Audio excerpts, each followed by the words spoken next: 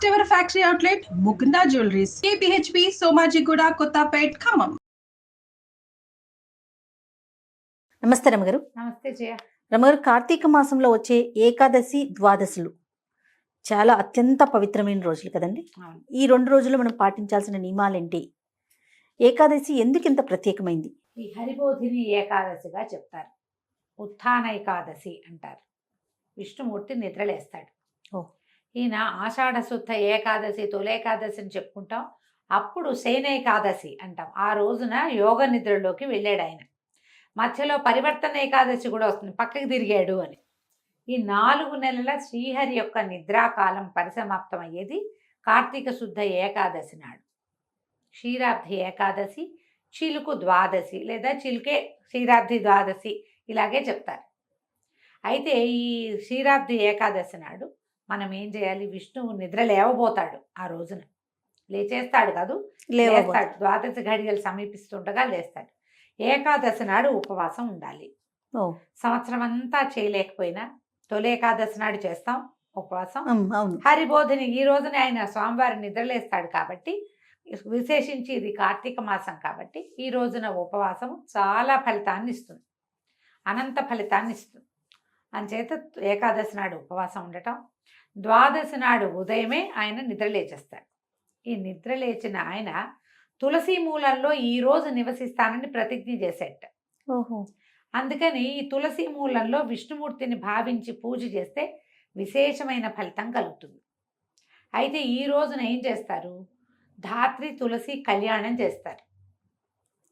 ఉసిరి చెట్టు మూలంలో కార్తీకంలో అంతా విష్ణుమూర్తి ఉంటాడు. ఈ ఉసిరి చెట్టు కిందే మన సాలగ్రామ పూజ చేయమంటారు, శివ కళ్యాణం, విష్ణు కళ్యాణం చేయమంటారు, తులసి కళ్యాణం చేయమంటారు.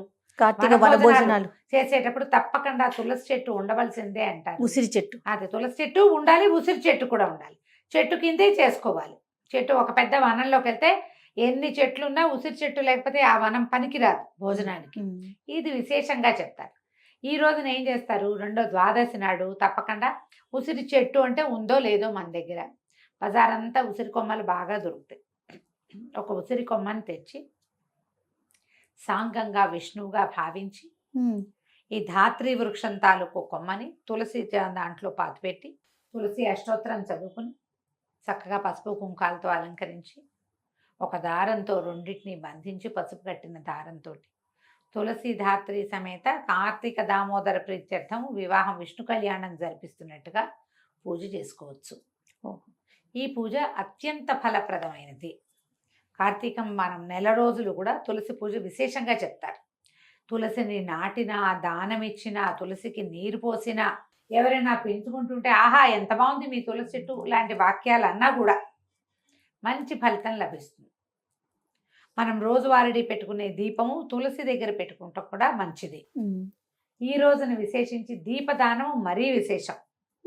ద్వాదశి నాడు చేసే దీపదానము, ఆ దీపం వెలుగు ఎంత దూరం వెళ్ళిందో, ఎన్ని మట్టి రేణువులు ఉన్నాయో అన్ని సంవత్సరాల పాటు వీళ్ళకి విష్ణులోక వాసం వస్తుందట. కార్తీక దామోదర ప్రీత్యర్థమే తులసి పూజ, తులసి ధాత్రి కళ్యాణము, దీపదానము అద్భుతమైన ఫలితాన్ని ఇస్తాయి.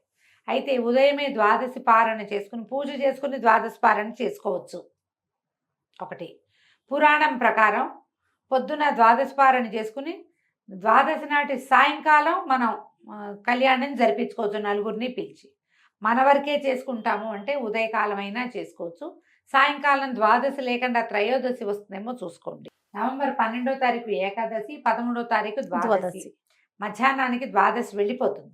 అందుకని తులసీధాత్రి కళ్యాణపు విశేషమైన వ్యవహారాన్ని మనం ఉదయకాలమే చకచకా ముగించుకుని ద్వాదశి ఘడియలు దాటకుండా పారణ చేయాలి. తప్పకుండా పారణ చాలా ముఖ్యం. అందుకని కొంచెం ఎర్లీగా లేచి, ఎలాగో పొద్దున్నే లేస్తాం, పొద్దున్నే స్నానం విశేషంగా చేయాలి కదా కార్తీక మాసం కోసం. ఈ పొద్దున్నే లేచి తులసీధాత్రి పూజ కళ్యాణం ముగించుకొని వంట చేసుకొని తీర్థార్చన చేసుకుని శివారాధన విష్ణువారాధన స్వామివారికి నైవేద్యం చేసి, ఎవరైనా బ్రాహ్మణుడికి మీతో పాటు ఒకటికి భోజనం పెట్టగలిగిన, బ్రాహ్మణులు కుదరలేదు మన వాళ్ళే సాటి వాళ్ళు ఎవరో ఒకళ్ళు ఇంకొకరికి భోజనం ఇచ్చి ద్వాదశి నాడు భోజనం చేస్తే చాలా అద్భుతమైన ఫలితం లభిస్తుంది. మీ అవకాశాన్ని బట్టి ఏడాదికి ఒకసారి మాత్రమే వచ్చేటువంటి ఈ తులసి ధాత్రి కళ్యాణ శోభని సుసంపన్నం చేసుకోండి. తప్పకుండా అండి. రమ్మగారు, మరి ఇప్పుడు ఏకాదశి ఉపవాసం ఉంటాం. ముందు రోజేమో మనకి సోమవారం వచ్చింది. అవును, ఆ రోజు కూడా ఉపవాసం ఉంటారు. సోమవారం ఏమో నక్తాలు ఉంటాం, ఆ పగలు భోజనం చేయకుండా రాత్రికి రాత్రి భోజనం చేస్తాం. మర్నాడు ఏకాదశి వస్తుంది. మామూలుగా ఒక లెక్క ఏమిటి, ఏకాదశి ముందు రోజు రాత్రి భోజనం చేయకూడదు, అన్నం తినకూడదు లెక్క. కార్తీకంలో ఈ అమెండ్మెంట్లు లేవు, ఇవి లేవు. తర్వాత ఈ నక్తాలు చేసేవాళ్ళు రోజు పగలు ఉపవాసం ఉండి రాత్రి భోజనం చేస్తారు. మరి ఏకాదశి నాడు ఎలా అంటే, ఏకాదశి నాడు పూర్తి ఉపవాసమే. స్వామివారికి పాలు పళ్ళు నివేదన చేసి ఉపాహారం మీరేం తినదలుచుకున్నారో ఉప్మా చేసి నివేదన చేసి ఉప్మా పుచ్చుకోండి, పనికొస్తుంది. ఇలా పనికొస్తుంది. మరి ద్వాదశి పరిస్థితి, ద్వాదశి నాడు ఉదయ భోజనం చేయాల్సింది, గడియలు దాటకుండా భోజనం చేయటమే విధి. కాబట్టి నక్తాలు ఉండేవాళ్ళు ఈ పర్వదినాలలో ఎలా చెప్పబడిందో అట్లాగే చేయాలి. ఏకాదశి నియమాలు అలాగే పాటించడం ఎలా ఉన్నది అలాగే యథాతథంగా పాటించాలి. అంతే లెక్క. పర్వదినాలప్పుడు పర్వదినపు పద్ధతి, మిగిలిన రోజుల్లో నక్తాల విధానం నడుస్తుంది, అంతే పద్ధతి.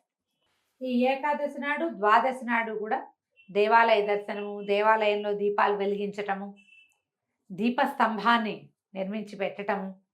మనం ఈ తులసి ధాత్రి కళ్యాణం చేసేటప్పుడు ఏదైనా ఎత్తైన ఒక గట్టు ఒక స్తంభం లాంటిది పెట్టి దాని మీద దీపం పెట్టడము. ఇది ఎందుకు రమ్మగారు? దీపస్తంభం, దీపమాలిక సమర్పణము ఎలాగో దీపస్తంభ సమర్పణం కూడా కార్తీక పురాణంలో చెప్తారు చేయాలి. అందుకని ఏం చేస్తారు, ఎత్తైన దుంగ నిర్మించి దుంగ పెట్టి దాని మీద దీపం పెట్టారు. అప్పుడు చూడు, మనం నేల మీద దీపం పెడతాం, అది ఇంత మేర వెలుగు వస్తుంది, ఏదో దీపం ఉన్నట్టు మినుకుమంటుంది. ఎత్తు మీద పెడితే దీపం ఎంత దూరం వెళ్తుంది? అవునవును, ఎక్కువ దూరం వెళ్తుంది. అందుకని తప్పకుండా ఇది చెప్తారు. దీపస్తంభం పెట్టుకోవచ్చు. మీ దగ్గర కేరళ స్టైల్ పెద్ద పెద్ద దీపారాధన కుందులు ఉన్నాయి, ఆ దీపారాధన కుందుని బయట తీయండి.